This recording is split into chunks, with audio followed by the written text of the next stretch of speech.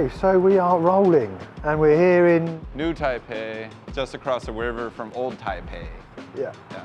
Okay, right on that. The underbridge, Fuhe, where all the kids come at night after school to do flat ground, usually. And hang out. Yeah. Skating, right? Skating, no ramps, no rails. There's some ledges. Yeah, nothing's waxed.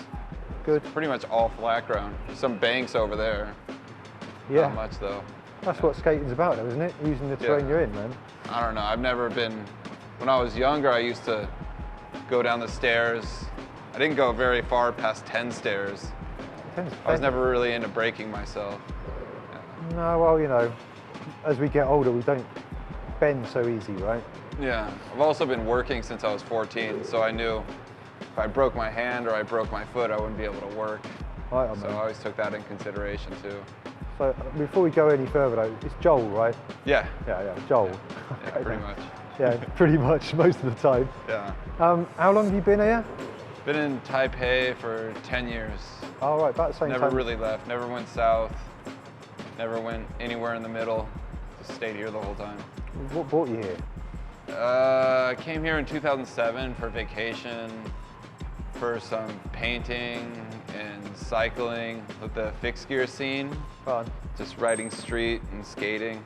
Met a whole bunch of English teachers through the graffiti scene that were like, yeah, you can do your English teaching, low cost of living, and then you get a lot of time for whatever extracurricular activities, whatever you want to get into. Yeah, it's cool for that, right? Yeah, creative people and things like that. Yeah. I know you're into your fixed gear. Yeah, I've done the whole island on a fixed gear. I've got a single speed that I built in the UK and brought here, so that's why I spoke to you about that before, but we're here to talk about skating, right? Yeah. So were you skating before you came here as well? Then? Yeah, I was skating before I got here. How long? Started skating when I was like 7. Can I ask how old you are now? 38. All right, not too I'll old. be 39 on Saturday. Right on. So there's about 10 years difference from us. Well, happy birthday for Saturday. Right on. I went in and out though. It was like skating, just a little bored. And then I got into BMX and I was racing BMX for a little while. And then around middle school, high school, I got back into skating again. And you predominantly skate street and flat ground? Yeah, did all, maybe wait a little bit. It's all right, it's just Taipei noise, it's fine. Right. It is what it is. If anybody's wondering watching this and they hear that music playing in the background, that's the sound of the bin lorries coming round. Well, I've always been into street skating though, so I've been pretty anti-Olympic skating. I never thought of skateboarding like a sport, as more of an art form. Yeah. Like a creative thing, you know, because I've never been into just doing as many tricks as I can do. It's more of creating an experience for myself. Wow.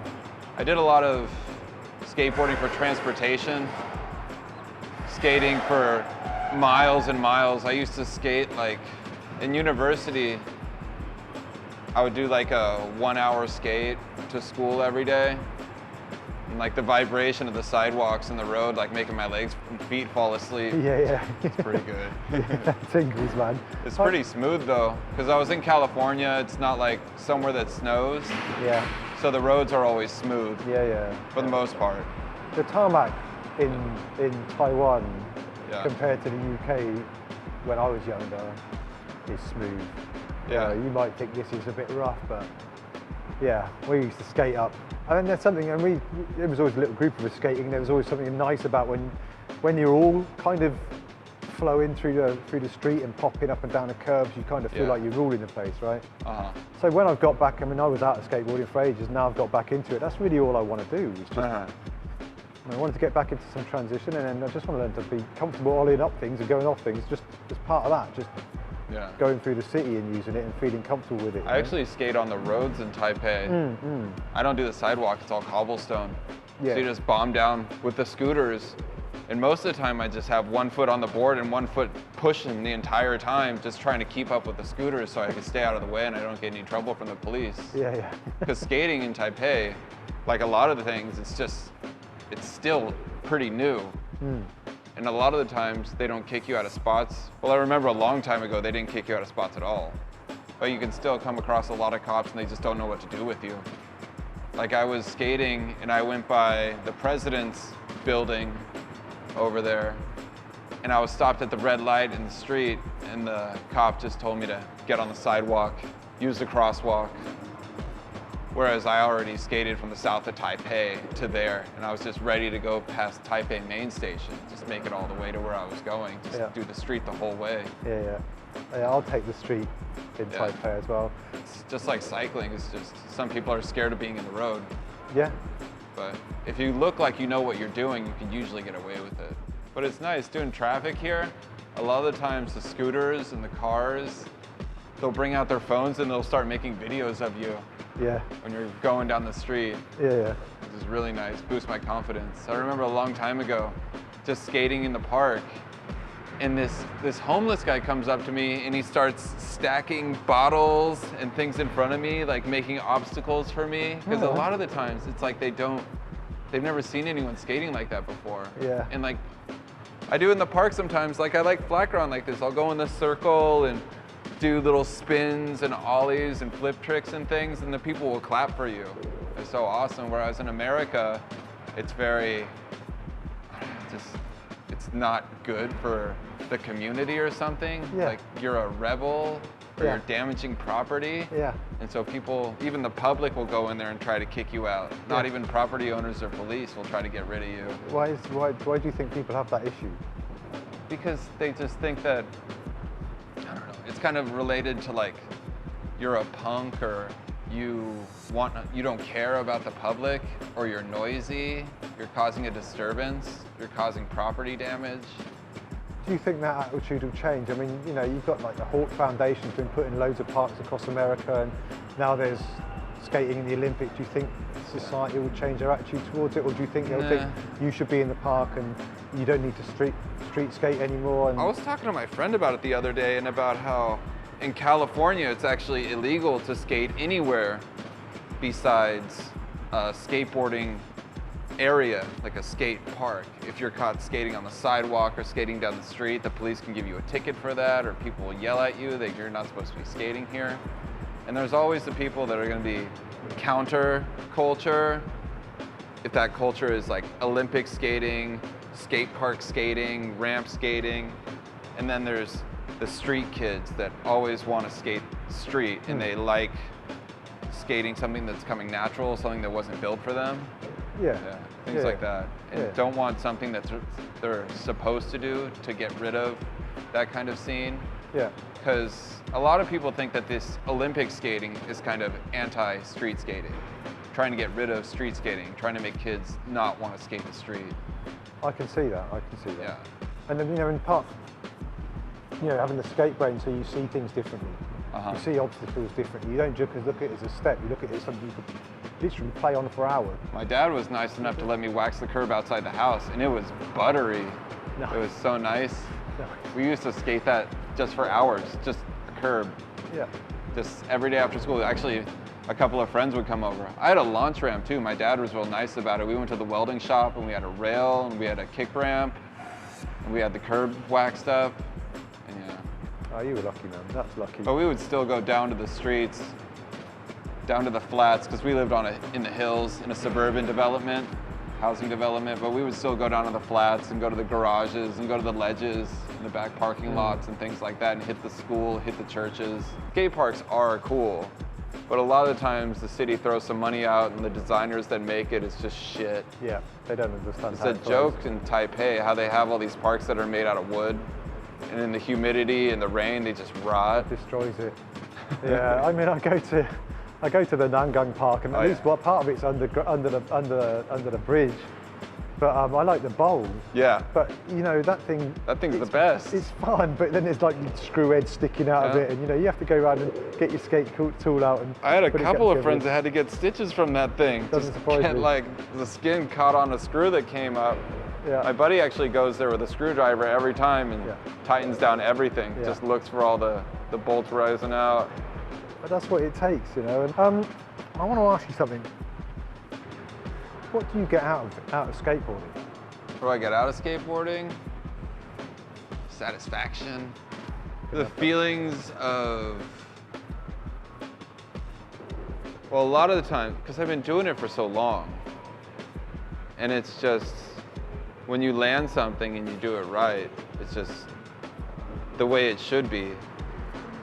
And I've fallen so many times. There's been such a long time where I haven't been able to do something. And sometimes you just want to land one thing the right way.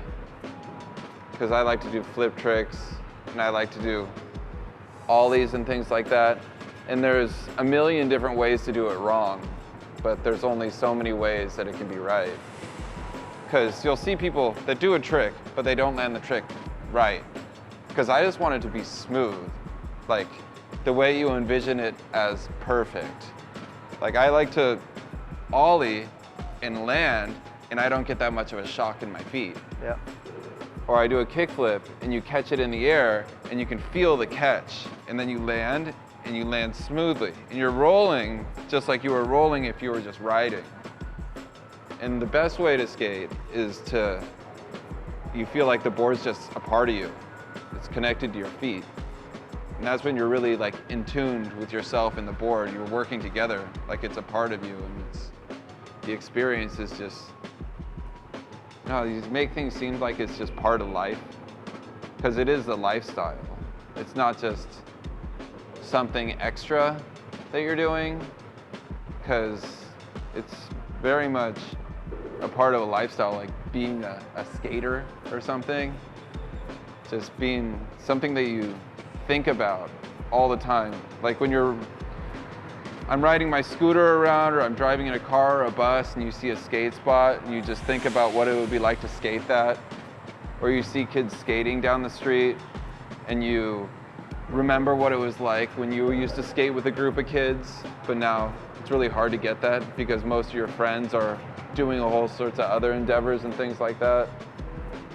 Senses of nostalgia, just the feeling of skating, and just always trying to pursue the perfect feeling. I guess it's the feeling. Yeah. The good feeling that you get from doing something right. Yeah. Yeah. Because yeah. sometimes you can do it, it just feels really right. Yeah. It feels really good. Yeah. Like you get a tingle down your spine. Like when you do something and you have an achievement, maybe you're a writer and you write something that's really beautiful, or you paint a really beautiful picture and you just get a tingle up your spine, like what I just did is fucking amazing. And it just feels like, I wish somebody saw how great that was. Yeah. Because sometimes it is really great. And it's really cool when you see kids that are like little kids and they're trying to do something really basic, like riding off a sidewalk and landing without falling, or the board getting away from them or something. And then you see them and you know that they're proud of themselves when they did something that's not going over the mega ramp and doing a 720 MIG twist flip or whatever. They're just like doing something and it's really big for them. Yeah. And they've just achieved something, and you can see them and you can see they're satisfied. And I like clapping for those kids at the park. Yeah, I'm the same. Yeah. I like them clapping for me too. Yeah. You don't see yourself ever giving up? No. If anything, it's always just going to be another form of transportation, which is really nice because I can go get my groceries and I can have both hands free, full of groceries. Like I actually do that when I have a lot of things to carry. Instead of riding my bicycle, I'll ride my skateboard because I can carry much more shit. Yeah.